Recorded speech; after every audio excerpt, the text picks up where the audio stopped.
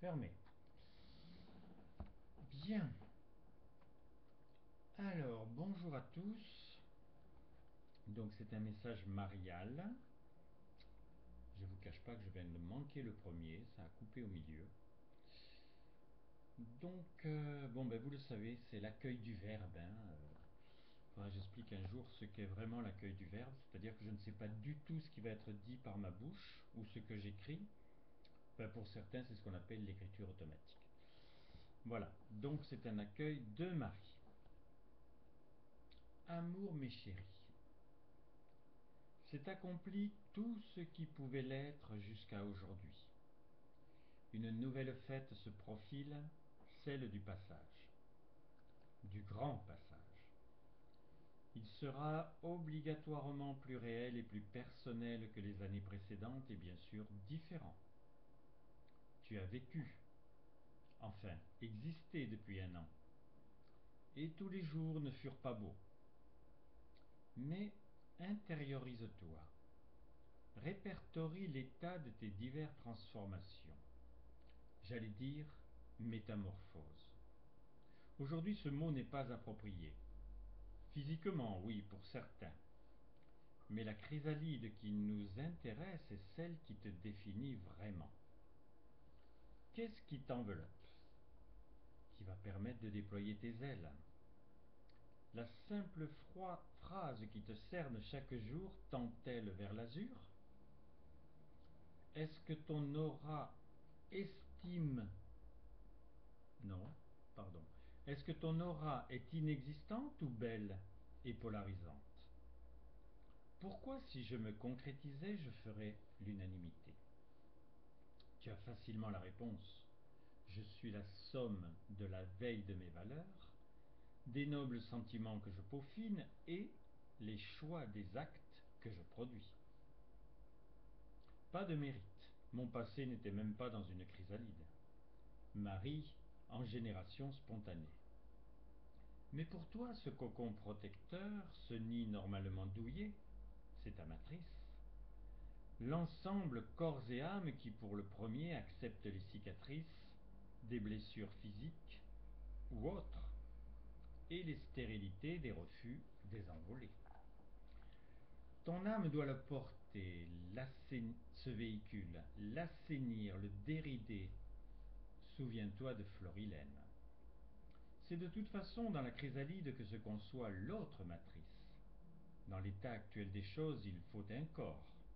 Sans lui, et sans la volte-face, plus rien ne t'appartient. Mais il ne doit en aucun cas être une carapace. Tu as besoin de l'oxygène de tes réactions aux événements extérieurs et des humeurs, des incompréhensions ou des constructions de tes congénères. C'est déjà une philosophie de se garder poreux. Il est plus facile d'intégrer un blocos ou une tour d'ivoire plutôt que garder une intégrité en se voulant ouvert au vent des 4 points cardinaux et de leurs différentes intensités. Mais la respiration que Dieu voulut, c'est la presque obligation qu'une fois saturé de connaissances, tu brûles de les transmettre. Et un esprit saint aime ce va-et-vient, imaginant les vases communicants. Dieu remplit, si se forme la dépression de tes besoins généreux. Donnez et vous recevez, ce n'est pas nouveau. C'est obligatoirement lui qui abreuve. Il ne peut y avoir plus douce caresse de laisser couler son verbe par toi pour révéler sa présence. Et plus grande puissance pour éliminer les tensions, anoblir une situation et éclairer ce coin d'ombre de ta cave où tu n'oses jamais aller.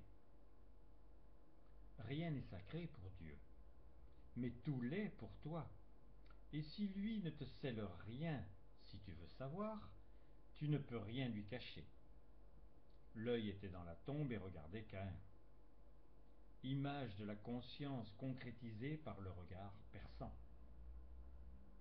Tu n'es pas un assassin, donc tu as donc droit aux yeux doux qui te parlent d'amour.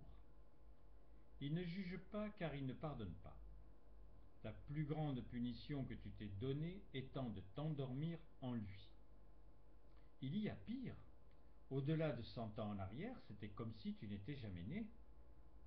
La preuve se voit encore aujourd'hui, dans la difficulté que tu as à cultiver l'envie de vivre, plutôt que l'acceptation de la peur de mourir. Et l'œuvre divine a abouti dans l'essentiel. Tu peux imaginer facilement l'état de recul par rapport à ces sentiments de ceux qui vivaient il y a 100 ans, 500 ans ou plus.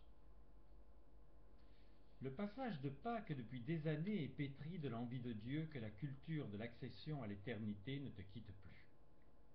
Quoi que tu fasses, où tu vives, c'est le but ultime, ton triomphe. Dans un message précédent, je t'ai démontré que rien ne t'appartient et Dieu s'intéresse quand même à toi. Il t'a montré que l'horreur du mal avait le corollaire de la passion du bien, la peur de la mort ou ce qui y amène à celui de la soif de vivre. Une première étape n'est plus de penser à l'éternité, mais à la tienne. Il est certain que tu empruntes là un autre circuit et qu'avant d'être une flamme, tu seras un pionnier. Voilà une belle idée qui peut te nommer par la petite phrase qui te cerne aujourd'hui. L'éternité de Dieu, la nôtre, ou en général, en vérité, n'a d'intérêt pour toi que si nos plaisirs et nos joies deviennent le service de la culture de ton envie de vivre. Le critère est évident. Ta quête te donne le ressenti des meilleures choses. Ou ta vision est encore embuée par des doutes, des craintes, nées simplement de ton manque de ferveur. Tes cris d'effroi devant les conséquences de l'indifférence à l'amour de Dieu ne servent pas ton présent. Dans ces cas-là, l'homme aurait déjà triomphé.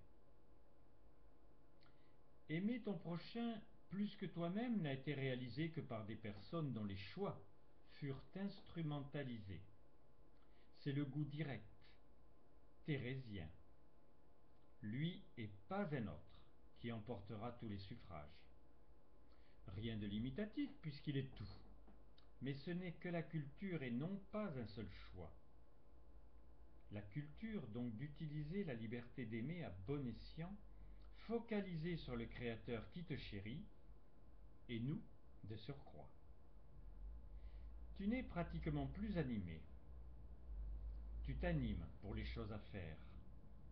Mais c'est encore, même si c'est toi qui le suscites, comme si tu étais sur les voies de l'animal, qui ne peuvent pas dévier.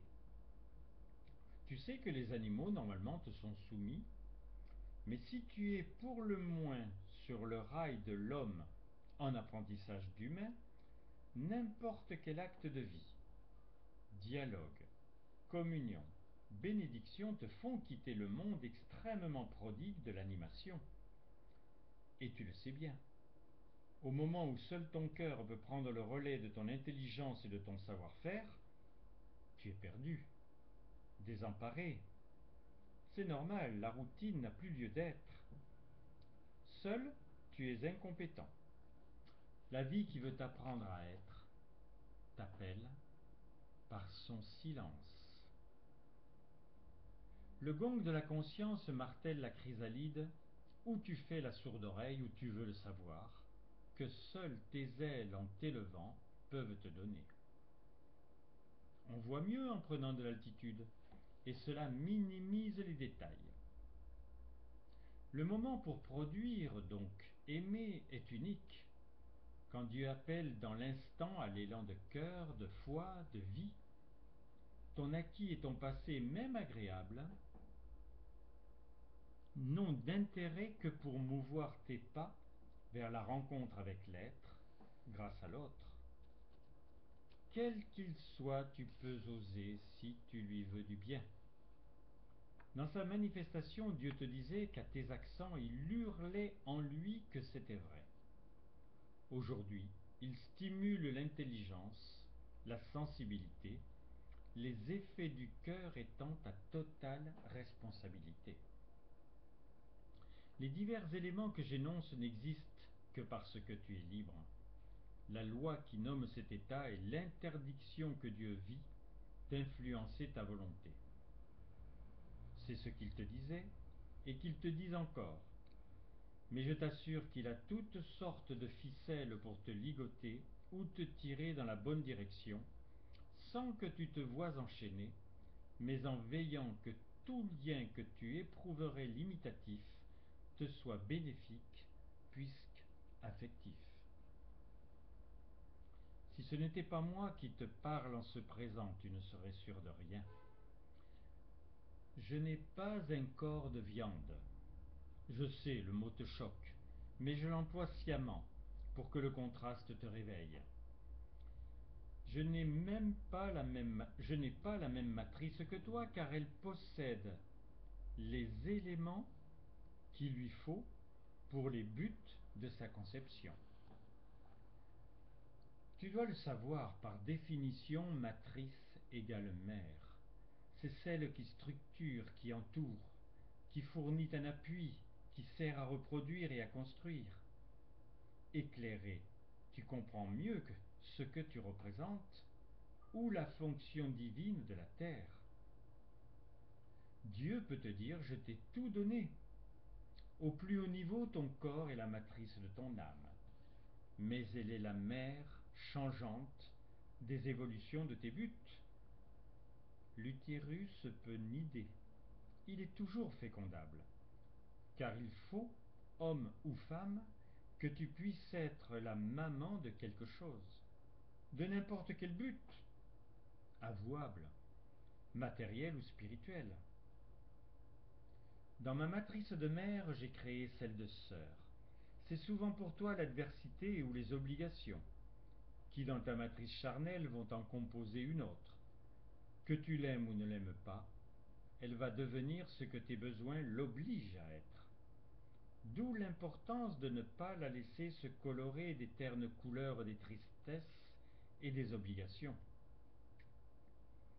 Je suis devenu volontairement ta sœur, après 2000 ans environ de gestation.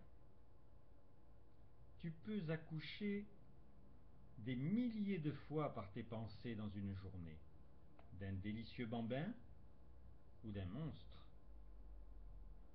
Pour parler comme toi, décider d'être ta sœur ne m'a rien coûté. Mal choisir a un prix, qu'il soit de t'être fâché ou de ta santé atteinte. Il peut être très élevé parfois. Il est rare qu'une femme avorte quand elle a choisi d'être enceinte. La culture de ton goût assure la croissance de l'embryon fragile. Mon goût d'être ta sœur est adulte, et c'est ma façon de t'aimer. Amour, mes chéris, votre mari. Ouf. Voilà, 13h20. Si vous pouvez mettre des commentaires, vous pouvez m'appeler au 06 33 35 04 49 si vous voulez en savoir plus et partager. À très bientôt, je vous embrasse et donc à bientôt pour d'autres nouvelles du ciel.